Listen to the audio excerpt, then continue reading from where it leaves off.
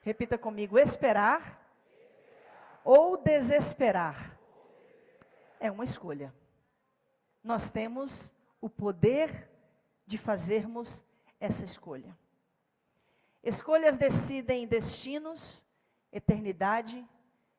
Escolhas decidem a nossa vida. E essa é uma escolha que nós precisamos fazer. Esperar em Deus ou desesperar? Quando eu espero em Deus, assim como a própria frase por si mesma diz, eu espero nele. Eu reconheço que não existe nada que eu faça que possa prover para a minha vida aquilo que a espera nele proverá. Ou então, agirei, movido muitas vezes pelo desespero da situação, e ao invés de esperar, eu me desesperarei. Quando eu espero, o tempo é preciso, a bênção é maior do que eu posso imaginar, a resposta é muito mais maravilhosa do que eu poderia mensurar. Quando eu desespero, eu sempre procedo nerciamente. Eu faço loucuras. Eu tomo a frente de Deus. Eu declaro com a minha atitude que não confio na provisão que Deus está preparando para mim. A minha posição diante do caos que eu esteja enfrentando, e nós vamos falar sobre isso nessa noite, evidencia-se no mundo espiritual como uma declaração pública de que eu não confio no que Deus tem para a minha vida. E por isso eu me desespero e tomo a frente de Deus. Pega na mão de quem está do seu lado, dá uma apertadinha, vê se ele dá glória. E diga: deixa o Senhor falar com você nessa noite através dessa palavra. Deus ministrou muito a minha alma e eu tenho certeza que pela sua infinita misericórdia, através da minha vida, Ele também vai ministrar a sua vida. 1 Samuel, primeiro livro de Samuel, capítulo 13, a partir do versículo 5. 1 Samuel, capítulo 13, nós vamos ler do versículo 5 ao versículo 14. E eu peço que você preste bastante atenção nessa palavra. Diz assim a palavra de Deus: os filisteus se reuniram para lutar contra os israelitas. Os filisteus tinham 30.000 carros de guerra, 6.000 cavaleiros, e tantos soldados quanto os grãos da areia da praia do mar. Foram até Miquimás, a leste da cidade de Bet-Avém, e acamparam ali. Os israelitas perceberam que estavam sem saída e numa situação muito difícil.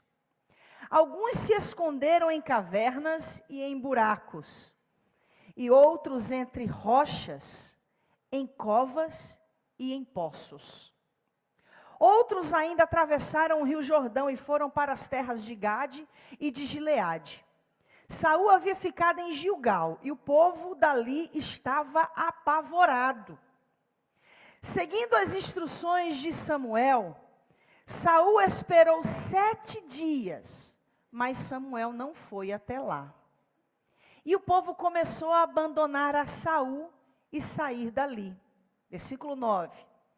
Então Saul lhes disse: tragam os animais para o sacrifício, que é completamente queimado, e para as ofertas de paz. Ele, Saul, ofereceu o sacrifício. E quando estava terminando de oferecer o sacrifício, Samuel chegou. Saul foi ao encontro dele para o cumprimentar. Mas Samuel disse: o que foi que você fez? Saul respondeu: eu percebi que o povo estava me abandonando e indo embora. Você também não veio como havia prometido. E os filisteus já estavam reunidos em Miquimás. Aí eu pensei: os filisteus vão descer a Gilgal para me atacar, e eu ainda não tentei conseguir a ajuda de Deus, o Senhor. Então achei que tinha de oferecer o sacrifício. O que você fez, Saul, foi uma loucura, respondeu Samuel. Você não obedeceu à ordem do Senhor nosso Deus. Se tivesse obedecido, Ele teria deixado que você e os seus descendentes governassem o povo de Israel para sempre.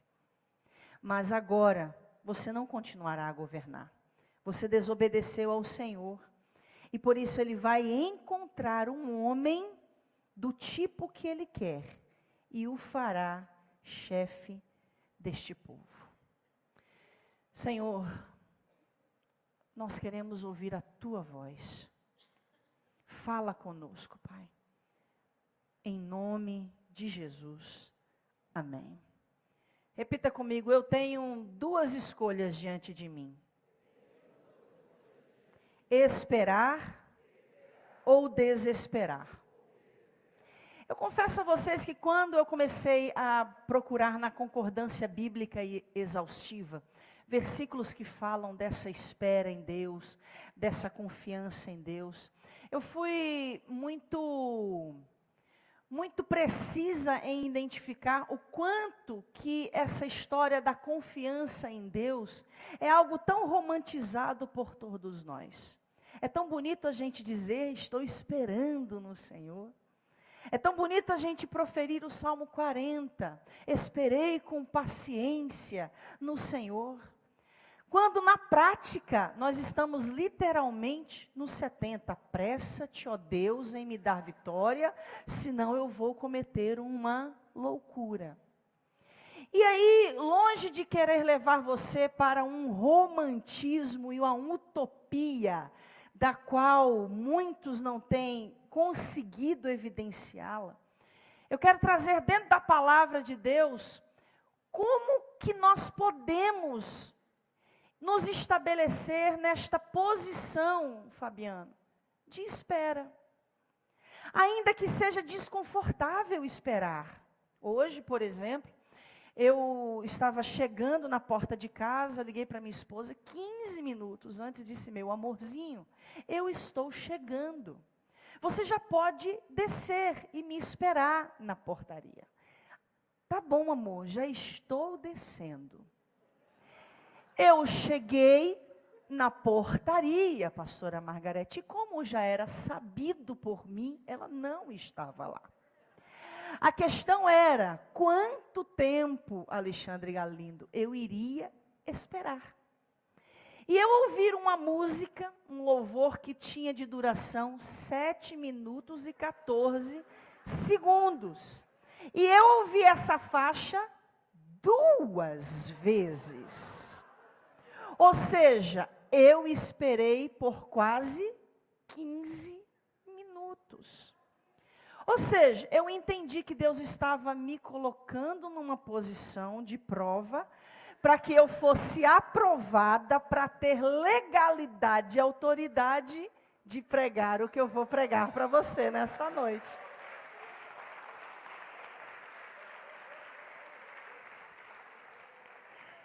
Esperar ou desesperar? A gente conhece tantos versículos que nos falam sobre a importância de esperar. E falemos a verdade, nós sabemos o quanto é importante esperar. Nós sabemos, por conhecimento, por instrução, ou de tanto ouvir, que vale a pena esperar em Deus. Mas a realidade é que, por mais que a gente saiba, conheça e já tenha ouvido tanto, por que nós temos ainda assim tanta dificuldade em esperar nele? Por quê?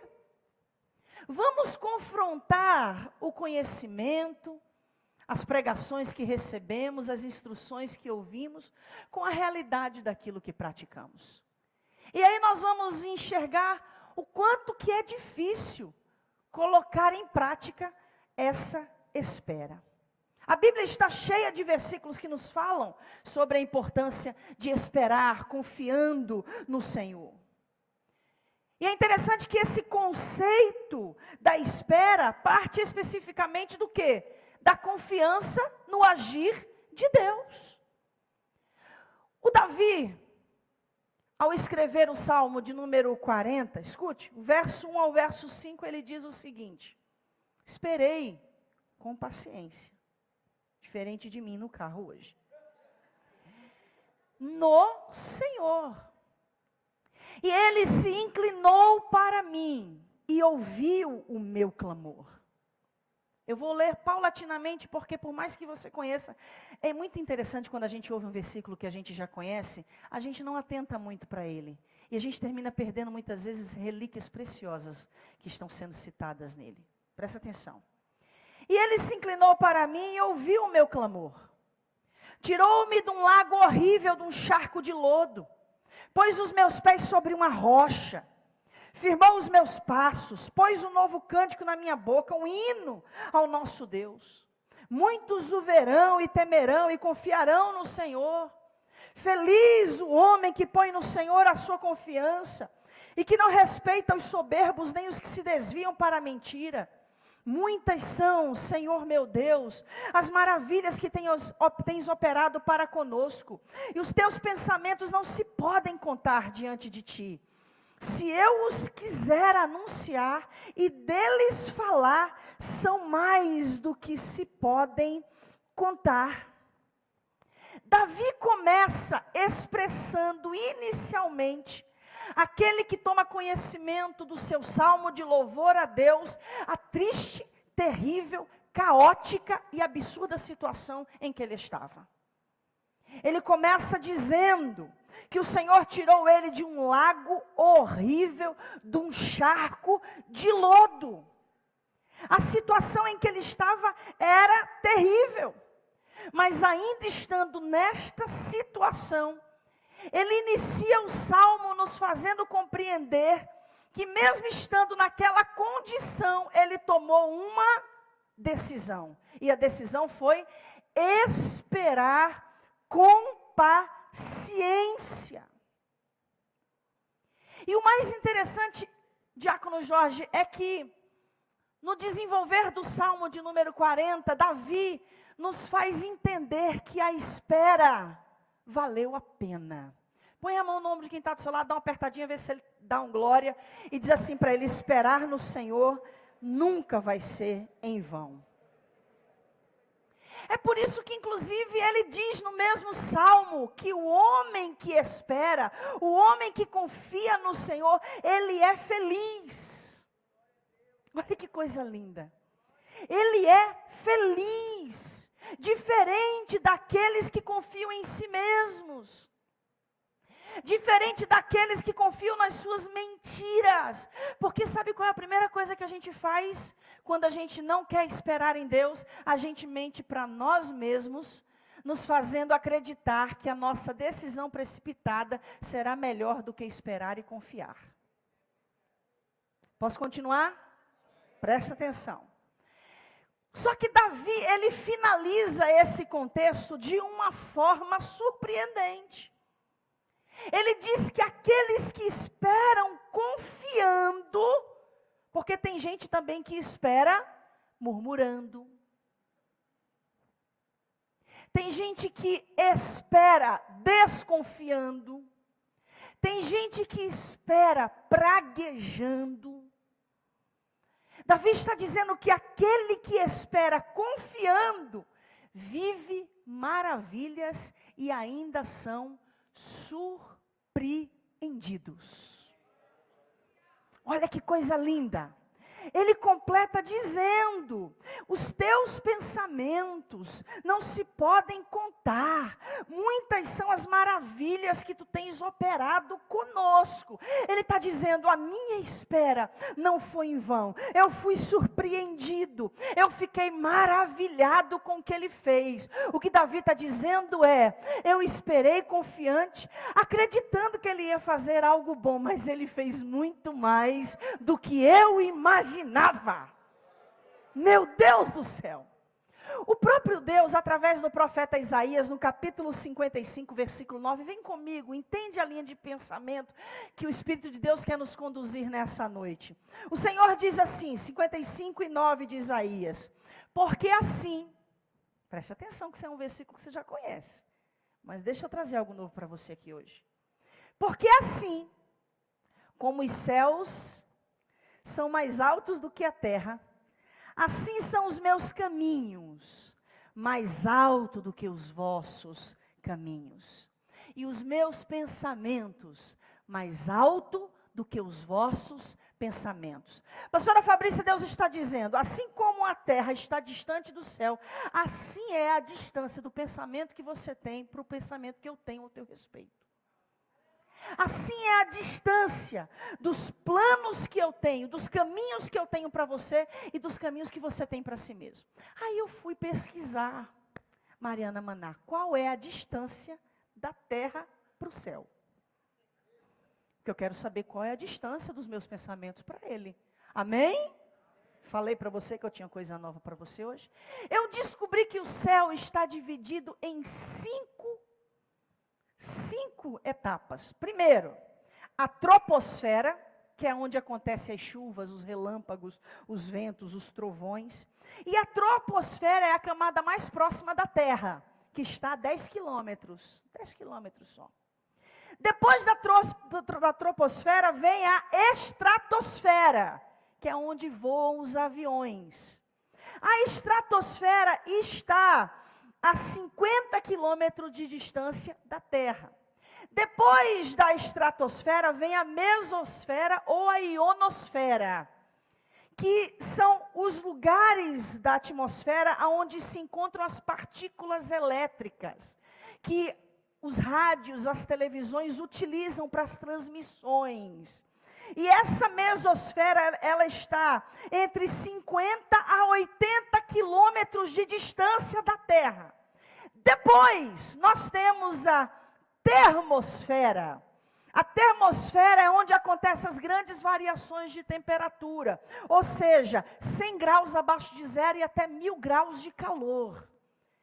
Essa termosfera, ela está entre 80 a 650 quilômetros da Terra. Escute.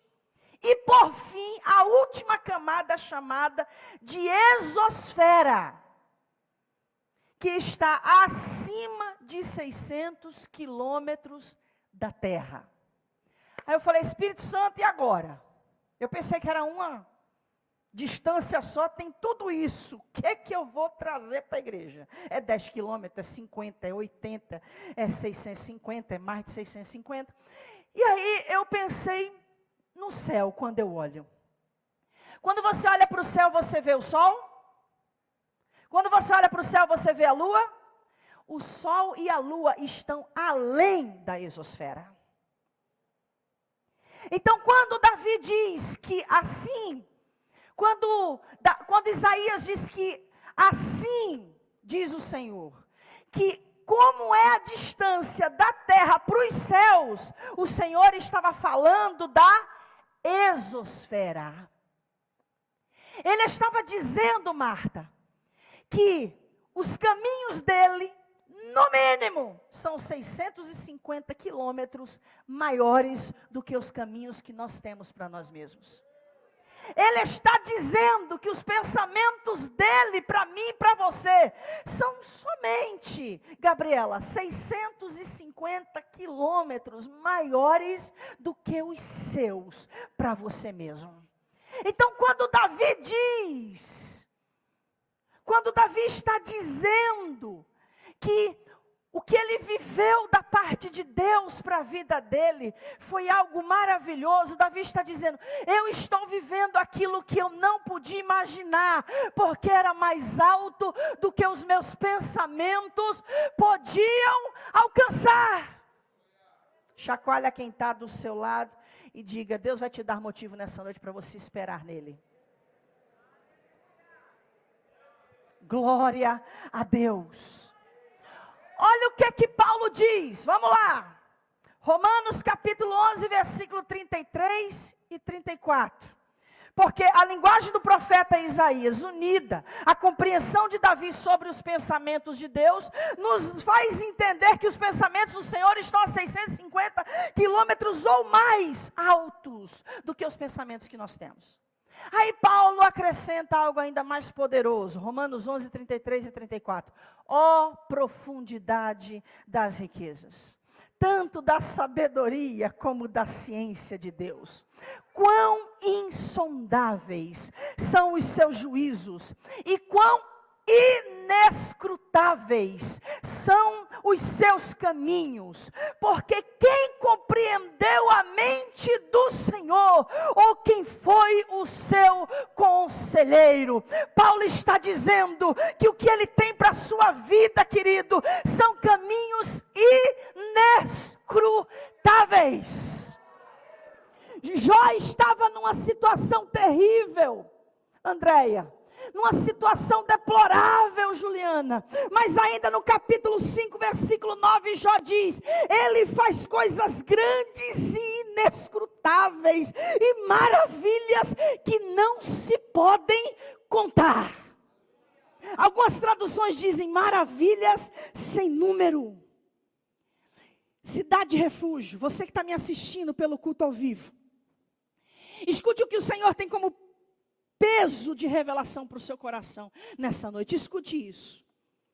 Quando você deixa de esperar no Senhor, quando você escolhe desesperar, você perde a oportunidade de viver o que Davi disse: maravilhas.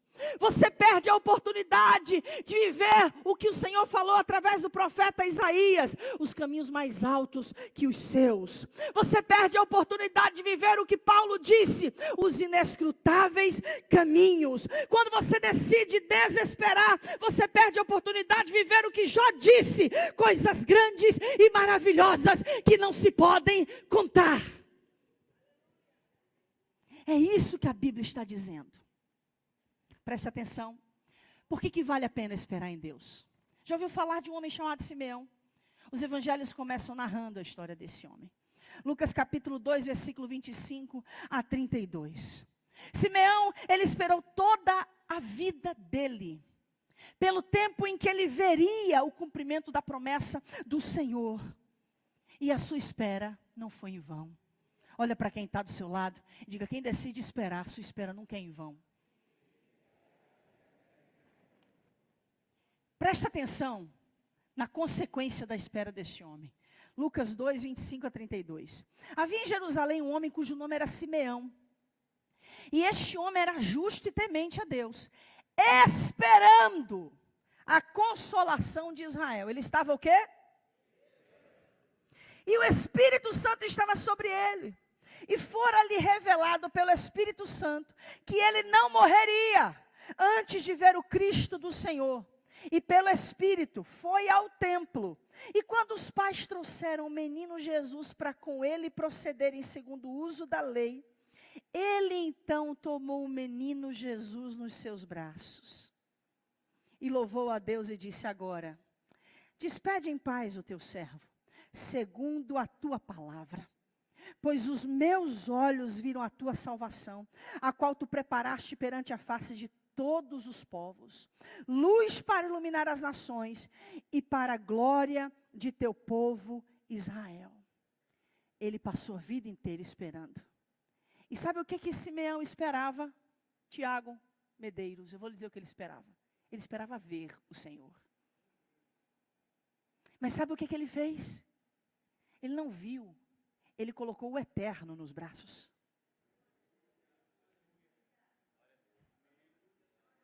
Ele não só viu, pastor Andréia, ele colocou nos braços o verbo, o Logos de Deus, o Emanuel. Deixa eu te dizer uma coisa, querido. Espera. Porque ele, além de cumprir a promessa, Deus cumpriu ou não cumpriu a promessa na vida de Simeão? Mas ele fez ou não fez maravilhas que não se podem contar? Fez. Simeão nunca imaginou na sua vida que pegaria nos braços o Criador de todo o universo. Deixa Deus te surpreender. Sabe por que nós não somos surpreendidos na atualidade? Porque nós avançamos o sinal vermelho. Porque nós não queremos esperar. Porque nós não deixamos Deus assumir a rédea das nossas vidas. Nós desesperamos. Espere, é a palavra que o Espírito Santo está trazendo para a sua vida hoje. Não desespere. A sua espera, ela vai ser recompensada com o inescrutável. Fui procurar o que significa a palavra inescrutável. Você sabe o que significa, pastora Rosana, a palavra inescrutável? Você sabe, pastora Tina, o que significa a palavra inescrutável? Nem eu sabia que era uma coisa grande. Vou ver direitinho o que é esse negócio aqui de inescrutável. E no dicionário está escrito que inescrutável significa o impossível de ser compreendido. Se você esperar, você vai viver aquilo que é impossível de ser compreendido, ou seja, é algo que não tem lógica, é algo que não tem como acontecer, é algo que não tinha como se realizar, mas você vai viver o inescrutável porque você decidiu esperar no Senhor. Aleluia, glória a Deus. Deixa eu ler uma passagem que vai trazer uma reflexão mais precisa para a sua vida. Atos capítulo 3, versículo 1 ao versículo 6. E Pedro e João subiam juntos ao templo à hora da oração, a nona. E era trazido um homem que desde o ventre da sua mãe era coxo, o qual todos os dias punham a porta do templo chamada Formosa para pedir esmolas aos que entravam. O qual, vendo a Pedro e a João que iam entrando no templo, pediu que lhe dessem uma esmola. Preste atenção, olha aqui para mim. E Pedro com João, fitando os olhos nele, disse: olha para nós. E olhou para eles, esperando receber deles alguma coisa. E disse Pedro: eu não tenho prata, eu não tenho ouro, mas o que eu tenho, isso eu te dou. Em nome de Jesus Cristo, o Nazareno, levanta-te e anda. Queridos, a palavra é clara. A palavra é clara. Osterlane, quando me diz que o coxo olhou para Pedro e João, esperando receber deles alguma coisa. E ele foi advertido por Pedro e João. E a advertência foi: nós não temos nada para te dar. O que você precisa, só Jesus tem para você. E aí eu te pergunto nessa noite, igreja, para quem você está olhando? Para quem você está olhando? Você está esperando a recompensa de quem? Você está esperando o favor de quem? Você está esperando a ajuda de quem? De quem você está esperando a sua bênção? De quem você está esperando a resposta para os seus problemas? Me diga hoje, de quem? O escritor da carta aos Hebreus diz no capítulo 12, versículo 2, olhando para Jesus, autor e consumador da nossa fé. Para quem você tem olhado? Para quem nós estamos olhando? O salmista no Salmo de número 25, verso 5 diz: guia-me na tua verdade. Ensina-me, pois tu és o Deus da minha salvação. Por ti eu estou esperando todo dia. Em quem você tem esperado? Em quem? Quando você coloca a sua esperança nos homens ou em circunstâncias, a sua esperança é fadada, é falida, é fracassada. Mas quando você coloca a sua esperança no Senhor, você é surpreendido. A palavra diz em Hebreus ainda, capítulo 6, versículo 13 ao 15. Porque quando Deus fez a promessa a Abraão, escuta isso aqui. Como não tinha outro maior por quem jurasse, jurou por si mesmo, dizendo: certamente abençoando te abençoarei e multiplicando te multiplicarei. E assim, Abraão esperou com paciência e alcançou a promessa. Em quem você está esperando?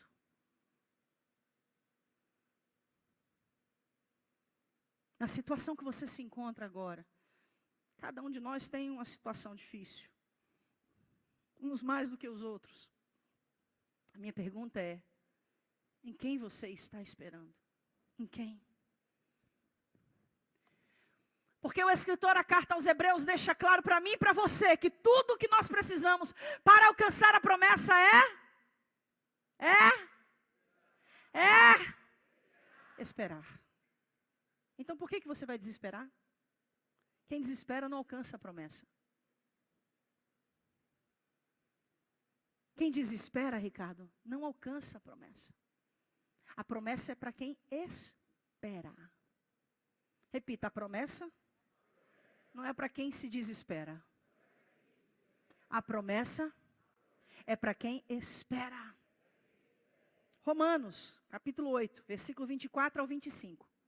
Porque em esperança fomos salvos. Ora, a esperança que se vê não é esperança. Porque o que alguém vê, como esperará? Se eu estou vendo, não preciso esperar, porque eu já estou vendo. Né? Mas, se esperamos o que não vemos, com paciência o esperamos. O escritor aos Hebreus, o escritor, a carta aos Romanos, o salmista, todos aqueles que esperaram no Senhor não foram confundidos. E a receita que ambos deixam para mim e para você, e a instrução que ambos deixam para nós, como igreja do Senhor Jesus, é essa: espere com paciência. Não se precipite. Olha para quem está do seu lado. É isso que te falta. Paciência.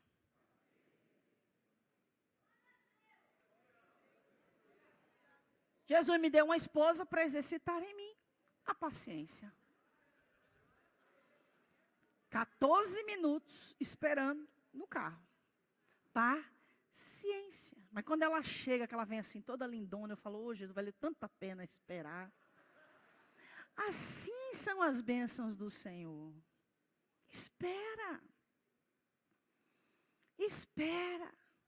Às vezes eu até penso, até esperar mais um pouquinho, mas não vou falar nada, não, senão da próxima vez ela abusa.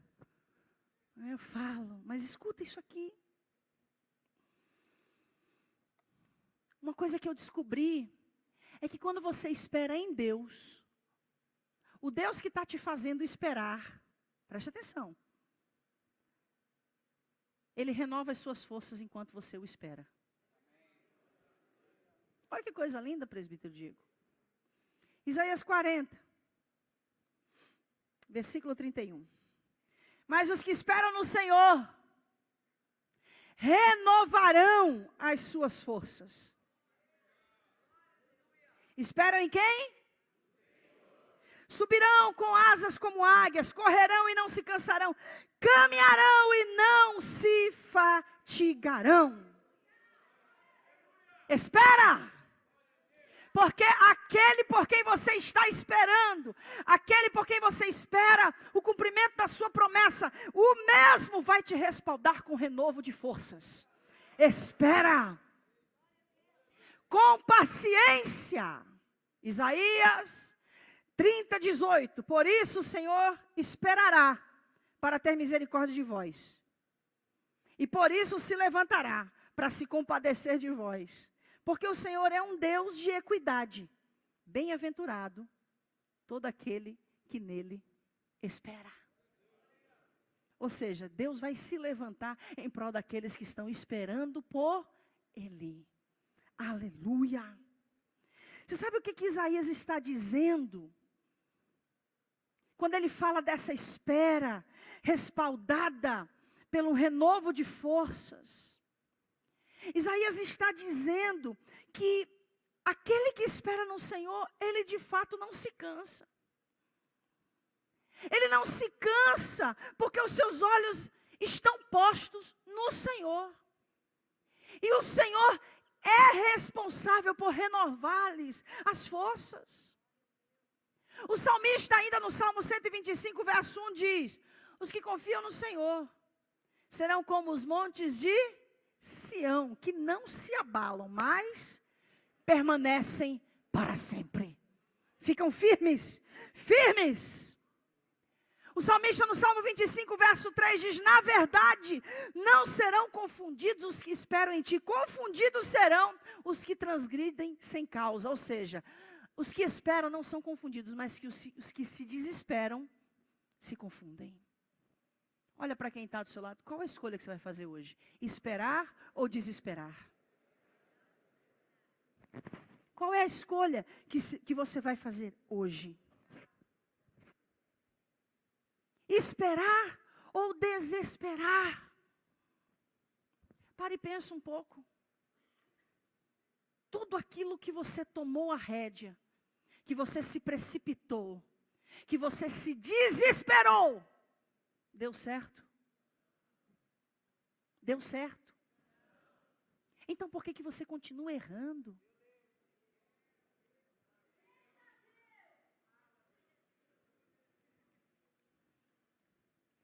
O ditado diz, conhecemos, errar é humano, permanecer no erro é burrice. Até quando você será tolo em praticar os mesmos erros? Até quando? Essa foi a transgressão de Saul. Para terminar, eu vou entrar dentro do contexto dos versículos iniciais que eu li. A transgressão de Saul. Saul desesperou-se. Deveria esperar, mas não esperou. Pelo contrário, desesperou-se. E quando a gente se desespera, a gente faz o que Saul fez. O que, pastora? Quebramos leis. Ferimos princípios. Desobedecemos mandamentos. Renunciamos à instrução do Senhor. Somos orgulhosos e soberbos, achando que saberemos lidar com a decisão de desesperar ao invés de esperar. Saul se negou a tomar uma postura de humildade e esperar, porque a espera requer humildade. O desespero é uma atitude proveniente de um coração soberbo. Quem é humilde reconhece que não tem como solucionar aquela crise. Não tem o que fazer para aquela situação. Existem situações que nós nos encontramos sem saídas. E essas são as situações que estão sinalizando: ei, Deus quer que você espere. E aí quando a gente humildemente entende, discerne as nossas batalhas, e a gente espera, a gente vive o inescrutável. Mas o que é o desespero? Se não um reflexo de um espírito altivo, orgulhoso, soberbo, que ousa, ainda que não diga audivelmente, mas que ousa intentar dizer que a sua decisão desesperada será melhor do que esperar em Deus. Vamos ser precisos para analisar. Vamos entender, porque foi isso que aconteceu com Saul. Colocou os pés pelas mãos. Tantas pessoas hoje estão lidando com situações onde colocaram os pés pelas mãos, onde desesperaram, se anteciparam. A antecipação faz com que você tome o caminho da esquerda quando que Deus queria que você tomasse o da direita. A antecipação nunca te leva a escolhas em Deus.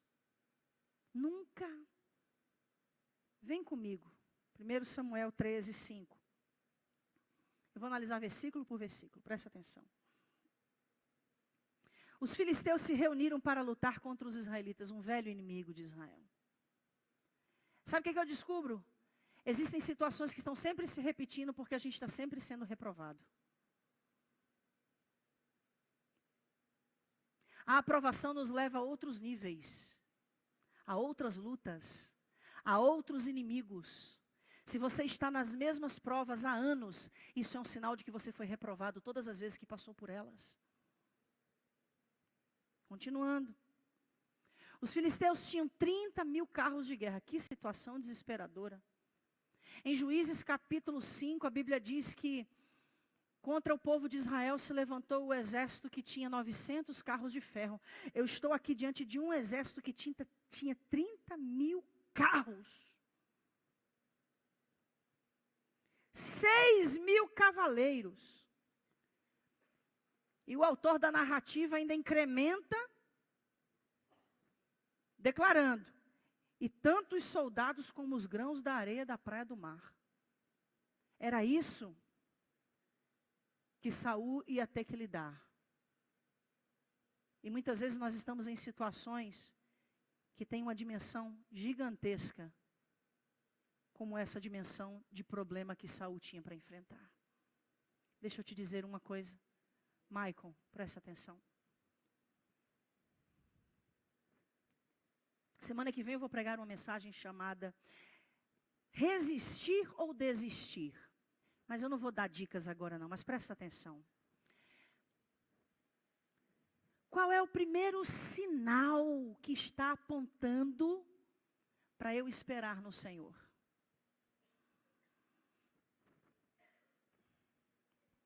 Que não existe nada que eu possa fazer para resolver o problema.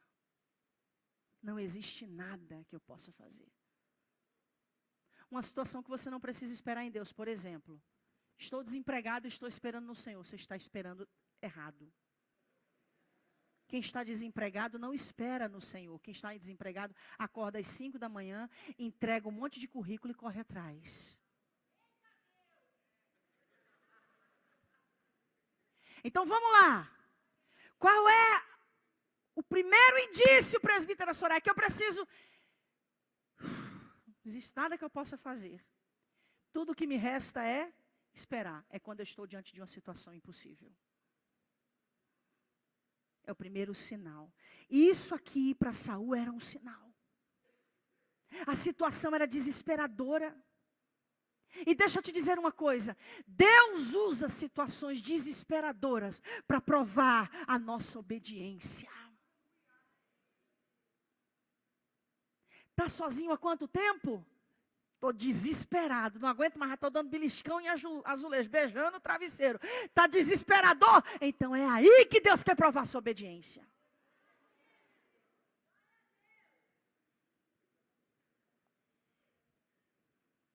A sua obediência à situação desesperadora. É nela que a nossa fé é provada. Sabe quais são as duas palavras mais prostituídas na atualidade dentro da igreja? Eu vou te dizer: avivamento e fé.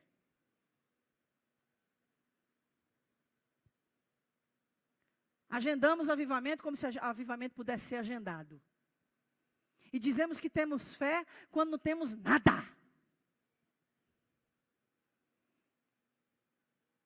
É na situação desesperadora que a nossa fé é provada, que a nossa confiança é testada. Por isso que o salmista diz: uns confiam em carros, outros em cavalos. Eu, porém, farei menção do nome do Senhor nosso Deus. É isso que o salmista está dizendo. Dizer que confiar é fácil, por isso que eu comecei dizendo que é lindo esse assunto de esperar no Senhor, coisa linda. Tem até aí um movimento, decidir esperar. Lindo, fantástico, se você colocar na prática, uau!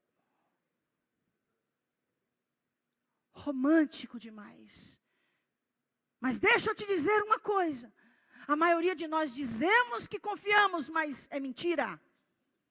É da boca para fora. Sabe quando é que realmente vamos confiar? Quando colocarmos na prática aquilo que professamos que fazemos e de fato não fazemos. Você diz que confia? Então começa a confiar de verdade. Começa a confiar de verdade. Continuando, ainda no versículo 5. Foram até Micmais, a leste da cidade de Bet-Avém, e acamparam ali. Irmão, as portas estavam ali do ladinho de Saul. Pertinho.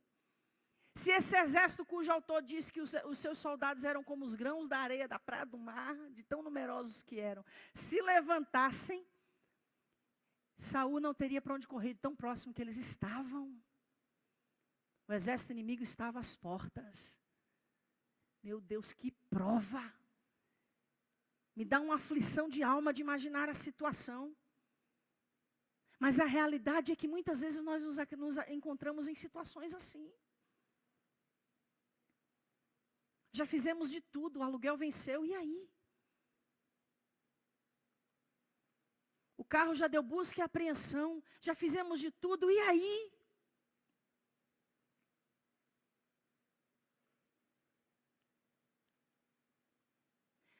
Já estamos com todas as nossas possibilidades esgotadas. Já fizemos tudo o que poderíamos fazer. Com a legalidade da espera, fizemos tudo. E agora? Confia. Confia. Versículo 6. Os israelitas perceberam que estavam sem saída, numa situação muito difícil. Já se sentiu assim? Sem saída? Já se sentiu assim? Numa situação muito difícil. Era assim que os israelitas estavam. Escuta isso aqui. É assim que você se sente hoje, sem saída. Então essa palavra é para você. É para você. E o que eu faço? Essa é a hora de esperar. Sentado não, de joelho. De joelho.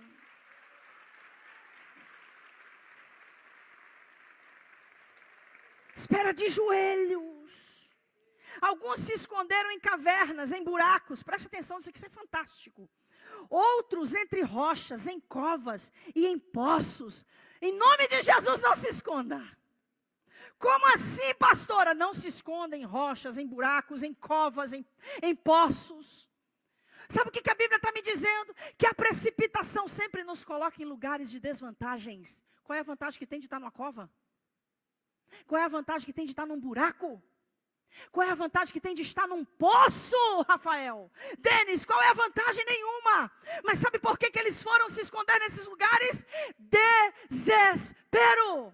Quantas pessoas hoje não estão literalmente num buraco espiritual porque tomaram atitudes desesperadas? Quantas pessoas hoje não estão numa cova sentimental porque tomaram atitudes desesperadas? Quantas pessoas hoje não estão em poços porque tomaram atitudes desesperadas? O que é que eu faço? O salmista diz: o que é que eu faço? Em vez de eu me esconder num poço, numa cova, entre rocha, num buraco, ele diz, Salmo 91, verso 1 ao 7, aquele que habita no esconderijo do Altíssimo. É para lá que eu vou correr. Aí ele diz, aquele que está no esconderijo, a sombra do Onipotente, descansa. Tem gente querendo descansar no buraco, na cova, no poço. Descanso só tem quem está no esconderijo do Altíssimo. Preste atenção. O que o salmista diz? Ele é o meu Deus, o meu refúgio, a minha fortaleza. Nele confiarei. Mas Davi, olha o exército que Saul tinha diante de si. Porque ele me livrará do laço do passarinheiro, da peste perniciosa. Ele me cobrirá com as suas penas, debaixo das suas asas eu confiarei. A sua verdade será o meu escudo e o meu broquel. Eu não terei medo do terror da noite, nem da seta que voe de dia, nem da peste que anda na escuridão, nem da mortandade que assola meu dia. Mas os inimigos são como os grãos da areia da praia. 1000 cairão ao meu lado, 10.000 à minha direita, mas eu não serei atingido, porque o Senhor é a minha habitação. É nele que eu confio. É nele que eu confio. Olha o que diz o versículo 7. Outros, ou seja, além dos que estavam na cova, no buraco, no poço, outros atravessaram o rio Jordão e foram para as terras de Gade e de Gileade. Não saia do lugar por causa do desespero. Sabe o que é mais comum na cidade de refúgio? Pessoas saírem da cidade de refúgio e irem para outras igrejas. Porque nas outras igrejas elas vão ter oportunidade no altar. Porque nas outras igrejas elas vão poder exercer o ministério. Passa na frente de Deus. Mas se você quiser ter um ministério aprovado, espera o tempo de Deus na sua vida. Para de querer atropelar o processo que Deus está te levando a passar em nome de Jesus. Não saia do lugar. Você que está me assistindo, que é de outra igreja, deixa eu abençoar a vida do teu pastor. Não sai da igreja que você está, porque você está querendo ser evidente em outro ministério. Que você está querendo posição em outro ministério. Fica no ministério que não quer te dar posição. Fica em ministério que quer te dar tratamento. Que quer te dar confronto, que vai gerar cura a você.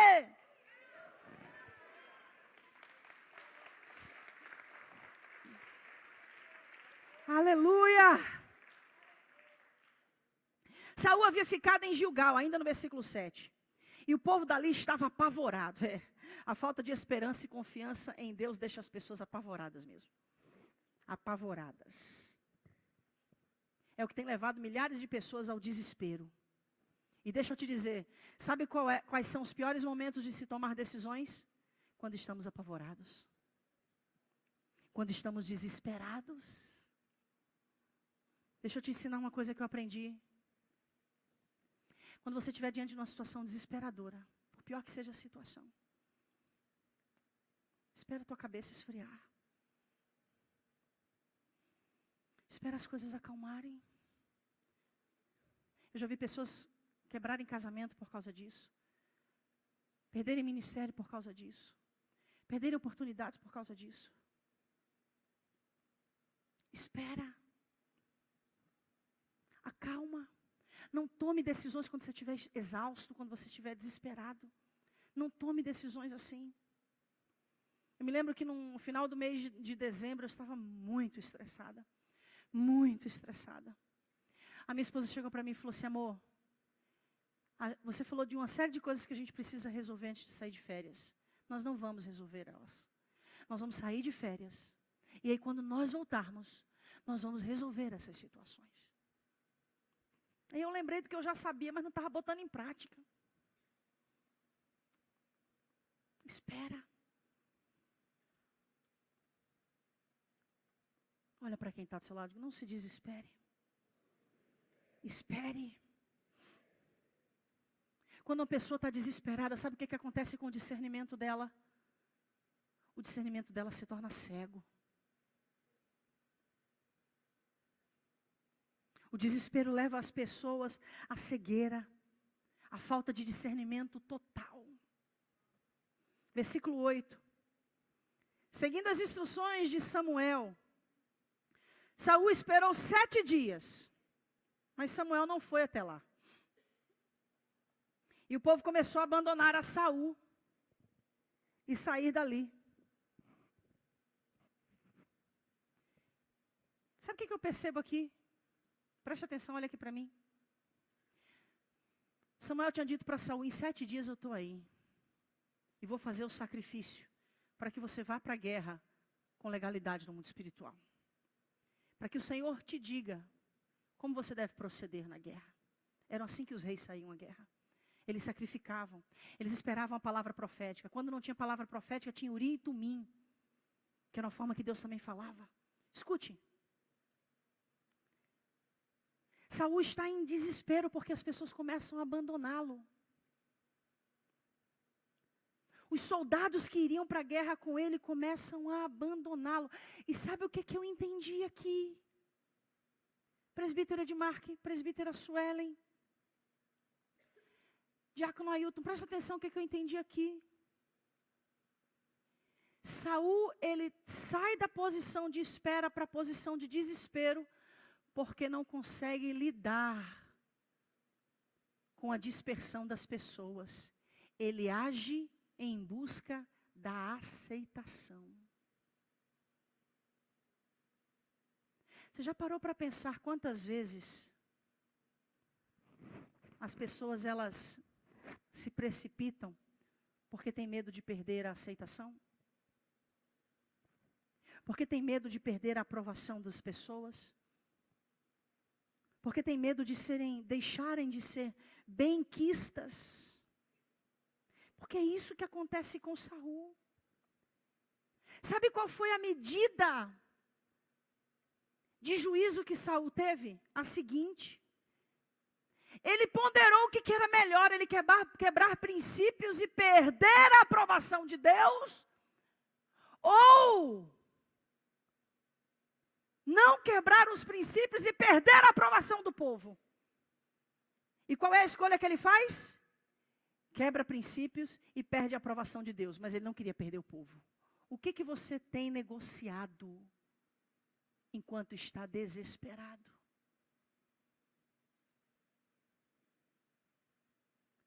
Desesperado por uma resposta, desesperado pelo cumprimento de uma promessa, desesperado por um milagre. E quando isso não acontece, você decide prontamente quebrar princípios e perder a aprovação de Deus para conquistar aquilo que você tanto quer. O que você tem feito? Quantas e quantas pessoas na atualidade têm quebrado os princípios para alimentar seus desejos, seus sonhos, para vencer suas frustrações, para fugir dos seus medos? Quantas pessoas? Quantos de nós já não agimos assim antes? Quantos de nós? Versículo 9 diz, então Saul lhes disse, tragam os animais para o sacrifício. O povo estava indo embora, espera aí, tragam os animais, que eu vou fazer o sacrifício. Ele ofereceu os sacrifícios. Olha aqui para mim, não ofereça o que você não pode. Não prometa o que você não pode dar.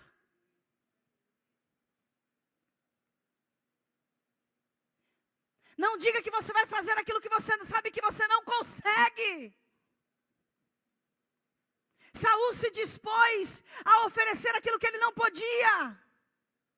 Existem situações que qualquer tentativa de prover o que não nos cabe, nos causará danos irreparáveis. Existem pessoas até hoje que estão lidando com danos que são irreparáveis, porque ofereceram o que não era para elas oferecerem, porque se disponibilizaram a dar o que não podiam dar. Não passe pela porta que Deus não abriu para você, não force a porta. Em nome de Jesus, não se venda. Em nome de Jesus. Gente, o versículo 10 é aflitivo. Não sei se você sente o que eu sinto. Presta atenção, vou ler o 9 de novo. E Saul lhes disse, tragam os animais para os sacrifícios, que é totalmente queimado, e para as ofertas de paz. Ele ofereceu o sacrifício. Aí, continuando, versículo 10.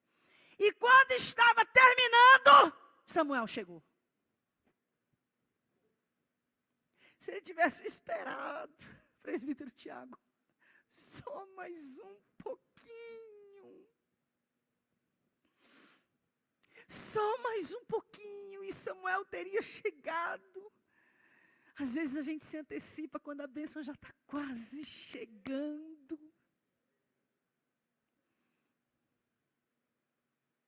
Às vezes a gente força a porta quando o anjo já está descendo com a chave. Meu Deus, isso é desesperador. Saul foi ao encontro dele para o cumprimentar. A gente ainda age como uma cara lavada. Que bom, Samuel, que você chegou, já adiantei o teu serviço. Mas Samuel disse, o que foi que você fez?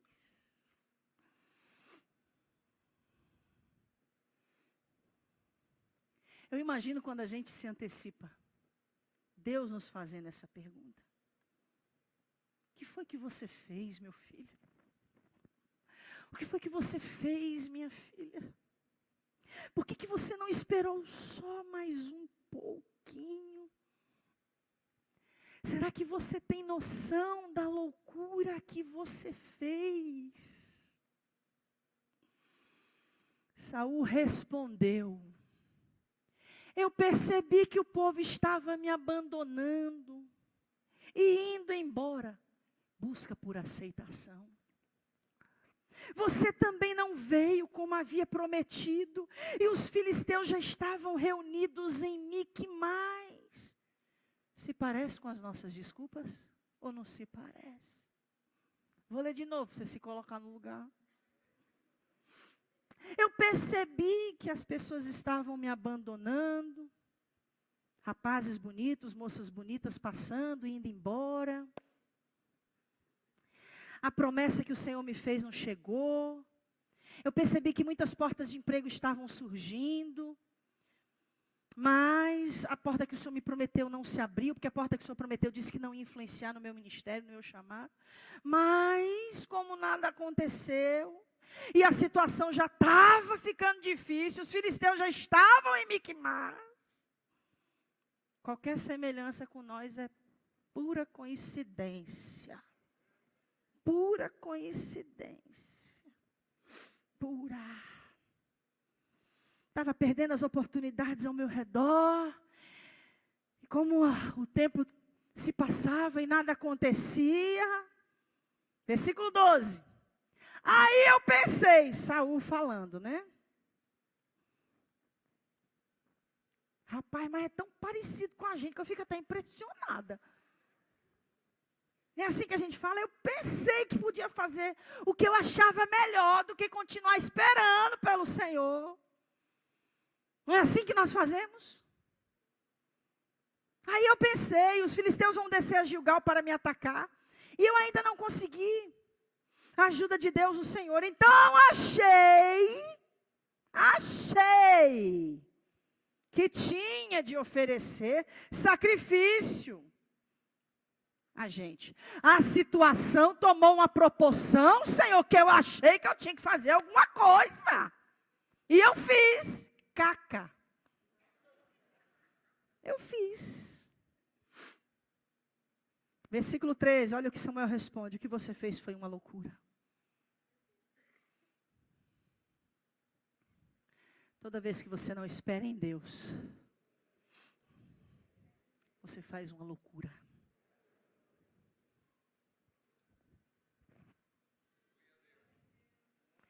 O que você fez foi uma loucura, Saul.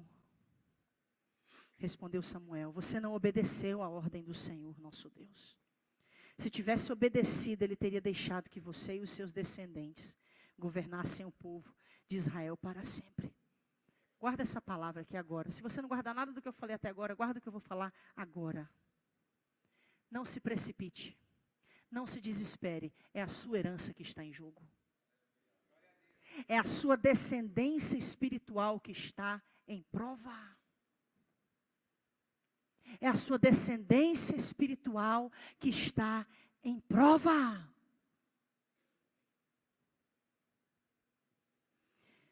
Versículo 14, mas agora você não continuará a governar. Escuta aqui o que eu vou falar aqui agora. Preste atenção. O governo, o seu destino, o que Deus tem para a sua vida, depende da sua decisão de esperar no Senhor. Saul, você desobedeceu ao Senhor e por isso ele vai encontrar um homem do tipo que ele quer e o fará chefe deste povo. Sabe quem é que Deus estabelece em posição de honra? Quem confia nele. Você quer uma posição de honra na sua vida profissional? Espera no Senhor.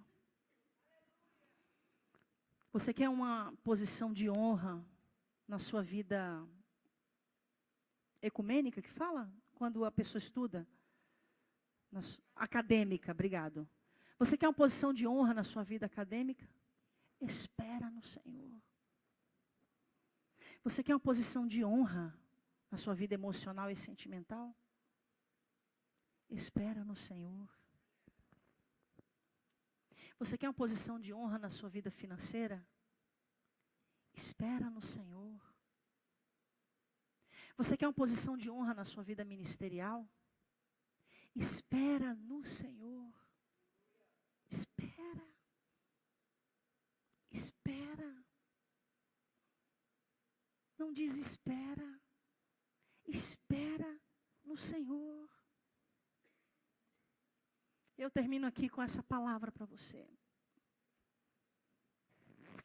Repita comigo: toda espera me conduz a um profundo ensinamento e me estabelece em posição de honra. Salmo 33:18. Eis que os olhos do Senhor estão sobre os que o temem, sobre os que esperam na sua misericórdia. Pastora, eu estou quase morrendo, faz que nem Jó. Capítulo 3, versículo 15. Ainda que ele me mate. Meu irmão, que negócio doido. Mas eu estou em situação de desespero, pastora. Faz que nem Jó. Ainda que ele me mate, nele eu esperarei. Eu decidi esperar. Eu decidi esperar. Eu posso morrer, mas eu vou morrer esperando no Senhor. Lázaro esperou, Jesus não chegou. Na mente de Marta e Maria, Jesus estava atrasado. Quando Jesus apareceu em Betânia, fazia 4 dias que Lázaro tinha morrido. Sabe o que Marta disse para Jesus na primeira hora que encontra para ele? Não diz a paz do Senhor. Ela não chegou, paz do Senhor. Não. Ela chegou, se tu estivesses aqui, meu irmão não teria morrido. Sabe o que ela está dizendo? Te esperamos em vão. E agora chegaste tarde demais. Quando você espera em Deus, meu irmão, digamos, que esperando no Senhor, sua vida profissional morra, sua vida sentimental morra, seu casamento acabe, seus filhos desviem do caminho do Senhor, sua vida financeira quebre, você chegue a um estado de bancarrota, porque você esperou em Deus. Morte. A morte veio sobre áreas da sua vida porque você esperou no Senhor. João 11:25. Todo aquele que crê em mim, ainda que esteja morto, viverá. E todo aquele que vive e crê em mim, nunca morrerá. É isso que Jó está dizendo. Ainda que ele me mate, nele eu esperarei. Nele eu esperarei. Hoje você está diante de uma escolha. Sim. O poder da escolha é o tema das campanhas que nós temos feito todas as quartas-feiras. Poder da escolha. Hoje você está diante de uma escolha que você vai levar para todos os demais dias da sua vida. Quando você estiver diante de situações caóticas, impossíveis, desesperadoras, desafiadoras, quando você estiver num beco sem saída, você vai ter 2 opções. Ou você vai esperar, ou você vai desesperar. E não se esqueça, escolhas decidem o seu, o meu, o nosso destino. Lamentações 3:25. Bom é o Senhor para os que esperam nele. Bom é o Senhor para a alma que o busca. Salmo 147, verso 11. O Senhor se agrada daqueles que o temem e do que espera em sua misericórdia. Vamos colocar de pé.